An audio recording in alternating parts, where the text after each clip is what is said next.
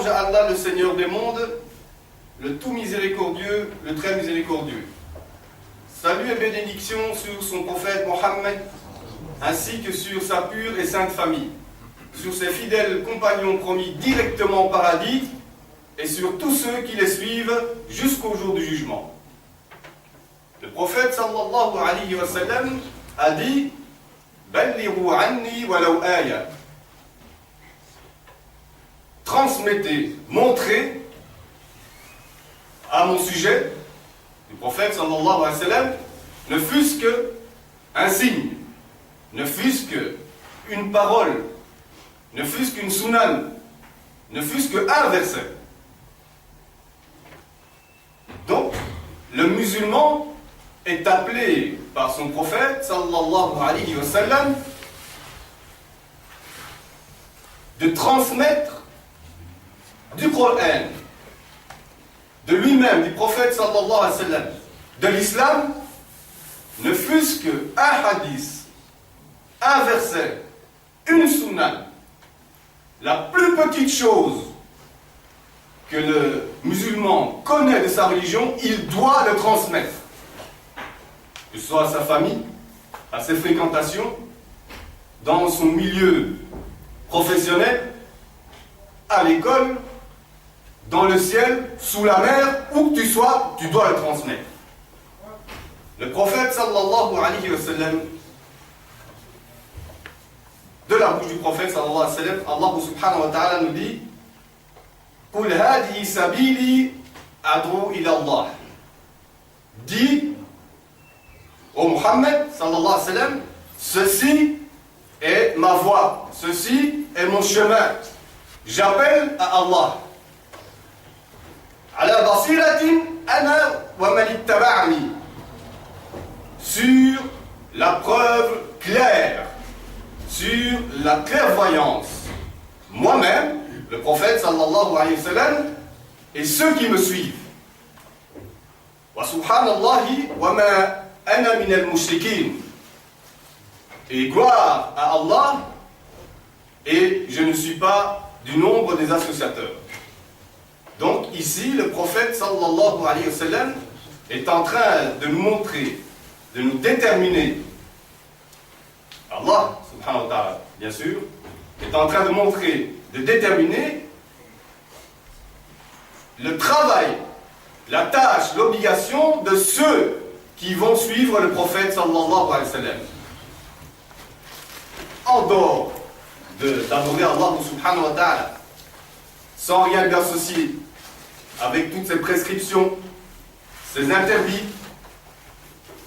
eh bien, ceux qui suivent le prophète sallallahu alayhi wa sallam, ils appellent à Allah subhanahu wa ta'ala. Ils appellent à Allah subhanahu wa ta'ala à son unicité, à son adoration sans rien lui associer. Dans le dévouement, la sincérité de cette adoration, à l'éloignement des péchés et à l'obéissance en Allah subhanahu wa ta'ala. C'est pourquoi Allah subhanahu wa ta'ala dit au prophète Mohammed sallallahu alayhi wa sallam, Qul, dis, montre-leur, voici ma voie, voici ma méthode, ma manière d'agir, ma ligne de conduite, j'appelle à Allah subhanahu wa ta'ala. Et ceux qui me suivent, donc moi-même, donc voilà, c'est moi l'exemple, et ceux qui me suivent, ils appellent à Allah subhanahu wa ta'ala sur mon exemple, sur ma tradition. J'appelle à Allah subhanahu wa ta'ala le seul, l'unique, sans associé. À la basiratin, sur la preuve claire, sur la clairvoyance, avec la science, avec la compréhension, en innocentant Allah subhanahu wa ta'ala, en purifiant Allah subhanahu wa ta'ala de tout attribut ou de toute ressemblance à ses créatures. Et il dit وَمَا أَنَا مِنَ الْمُشْرِكِينَ. Et je ne suis pas du nombre des associateurs. Là, Allah subhanahu wa ta'ala lui dit de dire aux croyants qui vont le suivre, de leur montrer que je ne suis pas du nombre des associateurs, je m'innocente de ces gens-là. Je ne suis pas d'eux et ils ne sont pas de moi. Donc les croyants qui vont suivre le prophète sallallahu alayhi wa sallam, qui vont appeler à Allah subhanahu wa ta'ala, sur son exemple, ils s'innocentent de al-mushrikin, des associateurs et de l'association. C'est pourquoi, même si le prophète sallallahu alayhi wa sallam nous appelle à transmettre ne fût-ce qu'un verset ou un hadith ou la seule petite chose que je connais de l'islam, mais cette chose-là, je dois la connaître avec certitude, avec connaissance et avec une preuve. Ça ne vient pas du ciel, je pense que, il me semble que, non, tu es sûr de ce petit ayat, de ce petit verset, de cette petite tsunami, et tu le transmets. Et tu n'as pas besoin d'être un grand savant pour transmettre cela. Et que tu dois aller écouter les savants, obligatoirement, avant d'appeler qui que ce soit à l'islam. Non. Mais Allah subhanahu wa ta'ala, il a bien dit إِنَّمَا يَخْشَى اللَّهَ مِنْ عِبَادِهِ الْعُلَمَاءِ إِنَّ اللَّهَ عَزِيزٌ غَفُورٌ. Que Allah, non, certes, les savants, ce sont eux qui craignent le plus Allah. Et ici, les savants vous disent que ce sont les savants dans tous les domaines, que ce soit dans la science révélée, donc islamique, ou que ce soit dans toute autre science. Mais ce qui va différencier ici le vrai savant, c'est celui qui va craindre le plus Allah subhanahu wa ta'ala.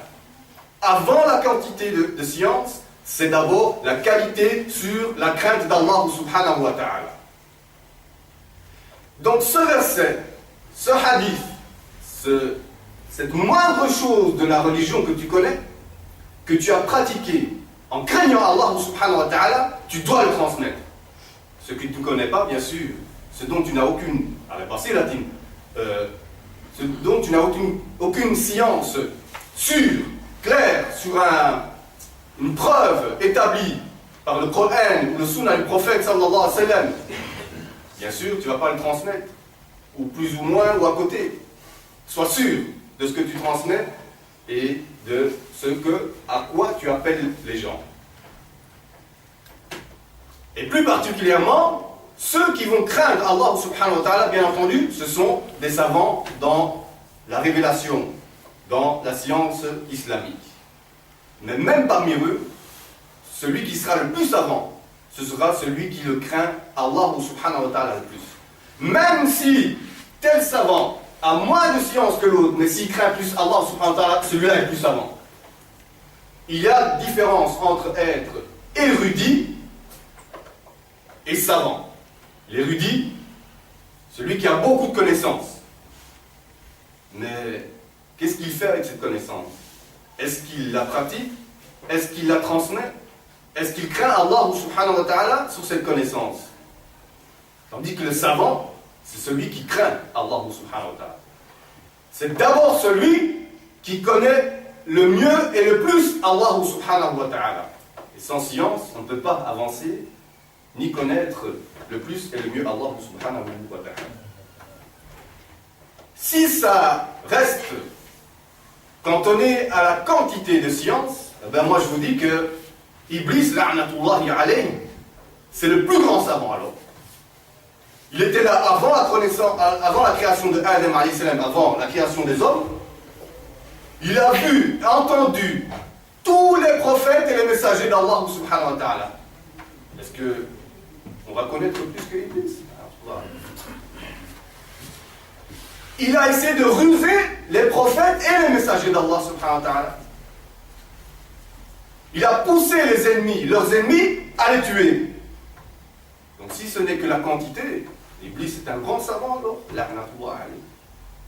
Mais إِنَّمَا يَخْشَى اللَّهَ مِنْ عِبَادِهِ الْعُلَمَاءِ, c'est celui qui craint le plus d'abord Allah subhanahu wa ta'ala. C'est celui qui connaît le mieux et le plus Allah subhanahu Il a bien dit Inna akramakum inda Allahi atqakum. Le meilleur d'entre vous, le plus favorisé auprès d'Allah, c'est celui qui le craint le plus. Et bien entendu, le savant de science islamique a toujours un degré supérieur sur le simple adorateur. Mais ce n'est pas pour ça que cet adorateur-là n'est pas considéré comme un savant, à son niveau, à son degré. Parce que les savants, ce sont d'abord ceux qui connaissent Allah subhanahu wa ta'ala, qui ont témoigné l'unicité, reconnu, confirmé l'unicité d'Allah subhanahu wa ta'ala.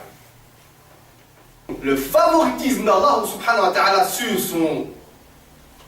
sa créature, c'est par la taqwa, la crainte d'Allah subhanahu wa ta'ala.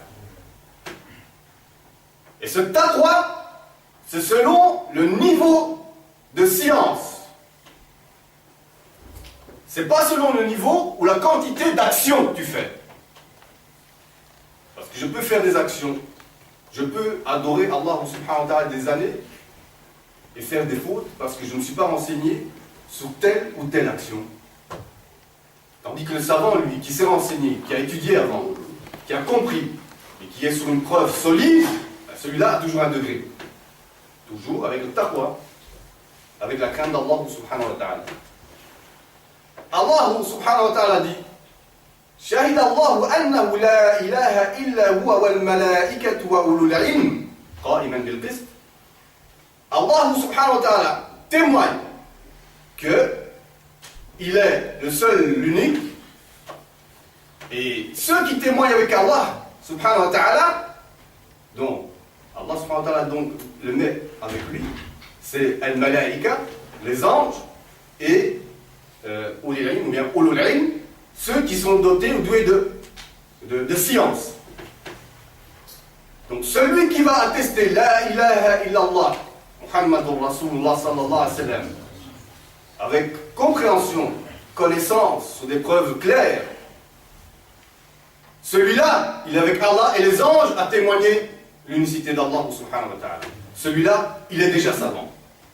Mais Allah subhanahu wa ta'ala nous renseigne dans un autre verset, nous élevons de degré qui nous voulons, qui Allah veut.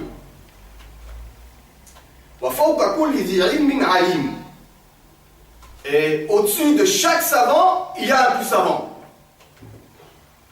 Donc, ce verset, ce hadith, cette chose que tu connais de l'islam, sur des preuves solides, tranchantes, claires, avec compréhension, que tu as pratiqué, avec cette crainte d'Allah subhanahu wa ta'ala, cette connaissance d'Allah subhanahu wa ta'ala, parce que tu as témoigné son unicité, le savant, par rapport à celui qui n'a pas reconnu l'unicité d'Allah et confirmé et cru en le prophète Mohammed sallallahu alayhi wa sallam. Mais Allah subhanahu wa ta'ala élève qui il veut d'entre ses créatures. Et au-dessus de chaque savant, il y a un savant.